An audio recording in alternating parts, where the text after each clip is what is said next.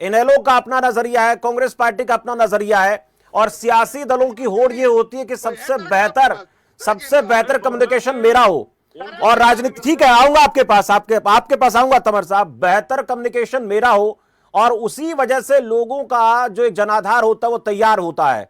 मैं जानना चाहता हूं 11 साल के कार्यकाल को कैसे आप देखते हैं, और तमाम पार्टियों का इन 11 सालों के कार्यकाल को लेकर, चाहे विपक्ष है पक्ष है, जिम्मेदारी के साथ, मेहनत के साथ कौन काम करता दिख रहा है? को शमशेर जी, निश्चित रूप से 11 साल का जो भारतीय जनता पार्टी का कार्यकाल है वो बहुत अच्छा नहीं है, औसत है। लेकिन उनकी जो पेश करने की एक शैली। हर छोटी सी चीज को वो ब्रांड बना देते हैं। उस कारण जनता में ऐसा लगता है भी भारतीय जनता पार्टी का जो काम है वो बेमिसाल है। इसमें जैसा कांग्रेस की कमी रही, संगठन की कमी रही, और भारतीय जनता पार्टी ने हर हथकंडा अपनाकर, चाहे उसमें माइक्रो मैनेजमेंट हो, चाहे उसके स्तर पे, सरकार के स्तर पे हो, पार्टी के स्तर पे हो, और उनके पास इतने साधन जुटा लिए कि वो जनता तक ऐसा लगता है कि उनका कार्यकाल बेमिसाल है। लेकिन धरातल पे जो है, योजनाएं देखने में बहुत अच्छी लगती हैं, लेकिन इन योजनाओं को अगर धरातल पे जाएंगे तो ब्यूरोक्रेसी ने भारतीय जनता पार्टी को जो नुकसान पहुंचाया था उसका लाभ कांग्रेस नहीं ले पाई, क्योंकि कांग्रेस का संगठन नहीं था, कांग्रेस की आपस में गुटबाजी थी। अब संगठन बढ़ने की उम्मीद लगी है, देखो बनेगा नहीं बनेगा वो बाद में बताएगा। लेकिन अब अगर 11 सालों पे हम बात करें, अब ये बातें करते हैं, हाईवे निश्चित रूप से दिखाई देते हैं, बन रहे हैं, लेकिन गडकरी जी स्वयं मानते हैं, और हर वर्ष जो एक्सीडेंट बढ़ रही हैं हमारे देश में, और जिस ढंग से दुर्घटनाएं बढ़ रही हैं, उसको थोड़ा सा हमें चेंज करना। लोग हर साल मरते हैं, इस कारण कुछ ब्यूरोक्रेसी।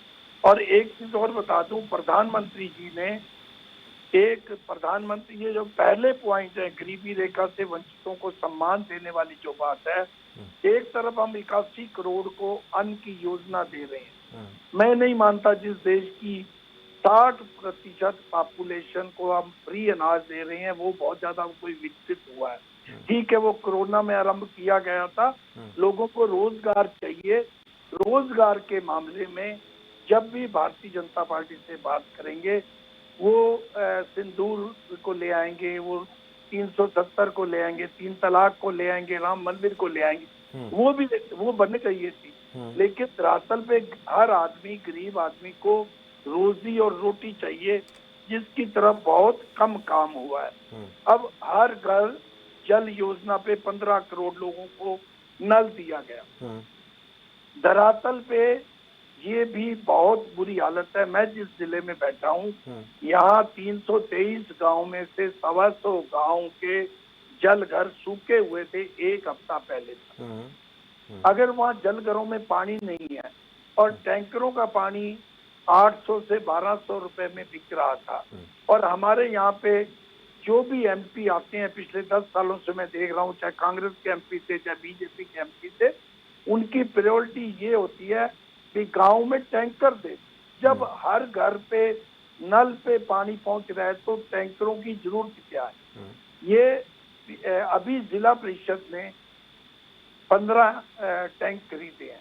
अभी सांसद कोटे से 100 कुछ टैंकरों का ऑर्डर दिया गया। तो ये धरातल की चीजें हैं।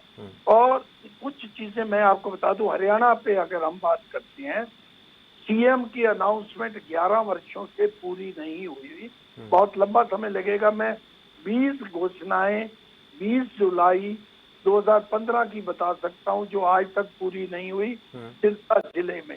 उसके अलावा मैं आपको एक बड़ा अच्छा उदाहरण बताता हूं।